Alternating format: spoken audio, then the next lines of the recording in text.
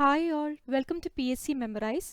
2024 April 20 തൊഴിൽ വാർത്തയിൽ വന്ന കറണ്ട് അഫയേഴ്സും അതിന്റെ വിശദാംശങ്ങളുമാണ് ഈ വീഡിയോയിൽ പറയുന്നത്. ഈ വീഡിയോ പാർട്ട് 2 ആണ്. ഇതിനു മുമ്പുള്ള വീഡിയോയുടെ ലിങ്ക് കമന്റ് ബോക്സിൽ ഇട്ടിട്ടുണ്ട്. കാണാത്തവർ അതും കൂടി കാണുക. ഇന്ത്യൻ നാവികസേനയുടെ പുതിയ ആസ്ഥാനമായ നൗസേന ഭവൻ പ്രതിരോധ മന്ത്രി രാജ്നാഥ് സിംഗ് ഉദ്ഘാടനം ചെയ്തു. ഡൽഹിയിൽ നാവികസേനയുടെ ആദ്യത്തെ സ്വതന്ത്ര ആസ്ഥാനമാണ് കന്റോൺമെന്റിൽ നിർമ്മിച്ച നൗസേന ഭവൻ.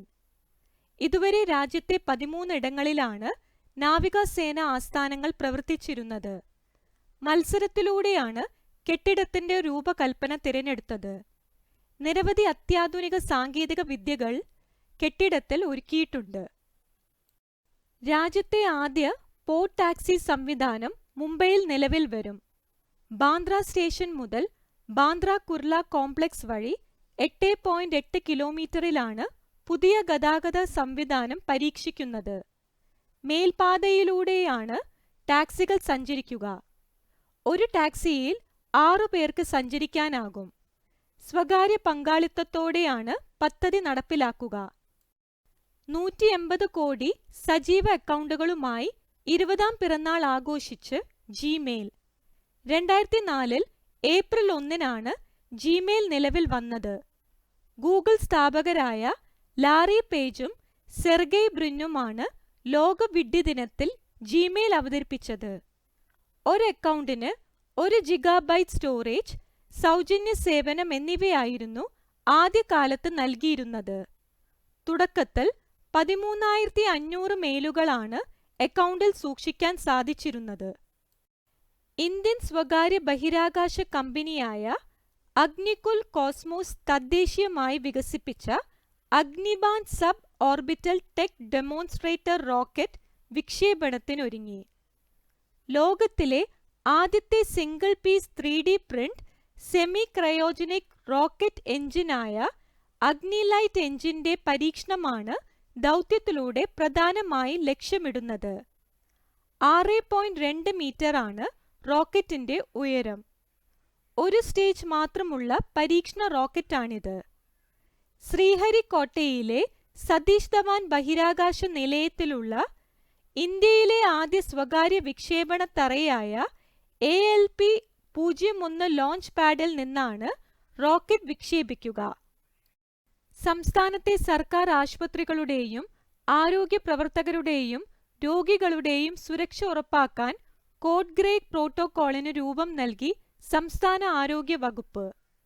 രാജ്യത്താദ്യമായാണ് ഇത്തരത്തിലുള്ള പ്രോട്ടോക്കോളിന് ഒരു സംസ്ഥാനം രൂപം നൽകുന്നത്. വികസിത രാജ്യങ്ങളുടെ മാതൃകയിലാണ് പ്രോട്ടോക്കോൾ ആവിഷ്കരിച്ചിരിക്കുന്നത്. എല്ലാ സർക്കാർ ആശുപത്രികളിലും പ്രോട്ടോക്കോൾ നിർബന്ധമായും പാലിക്കണമെന്നാണ് നിർദ്ദേശം. മനുഷ്യാവകാശ കമ്മീഷൻ ചെയർമാനായി നിയമിച്ചെങ്കിലും സ്ഥാനമേൽക്കാൻ ബുദ്ധിമുട്ടുണ്ടെന്ന് കേരള ഹൈക്കോടതി മുൻ ചീഫ് ജസ്റ്റിസ് S. മണികുമാർ. ചെയർമാനായി നിയമിക്കാനുള്ള ശുപാർശ ഗവർണർ ആരിഫ് മുഹമ്മദ് ഖാൻ അംഗീകരിച്ചതിനു ശേഷമാണ് മണികുമാറിന്റെ പിന്മാറ്റം. നിയമത്തിനെതിരെ പ്രതിപക്ഷത്തിന്റെ നേതൃത്വത്തിൽ എതിർപ്പ് ഉയർന്ന പശ്ചാത്തലത്തിലായിരുന്നു സർക്കാരിന്റെ ശുപാർശ ഗവർണർ തടഞ്ഞിരുന്നത്. കാലാവധി പൂർത്തിയാക്കിയ ജസ്റ്റിസ് ആന്റണി ഡൊമിനിക്കിന് പകരമായാണ് നിയമനം. രാജ്യത്തെ ആദ്യ ആയുർവേദ കഫേ ഡൽഹിയിൽ പ്രവർത്തനം ആരംഭിച്ചു.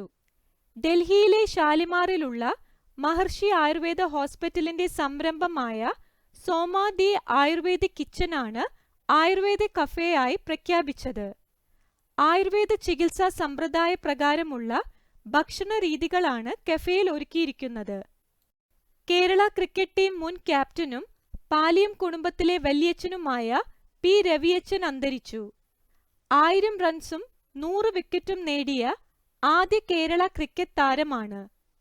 1952 മുതൽ 1970 വരെ തിരുവിതാംകൂർ, കൊച്ചി, കേരള ടീമുകൾക്കായി 55 ഫസ്റ്റ് ക്ലാസ് ക്രിക്കറ്റ് മത്സരങ്ങൾ കളിച്ചിട്ടുണ്ട്.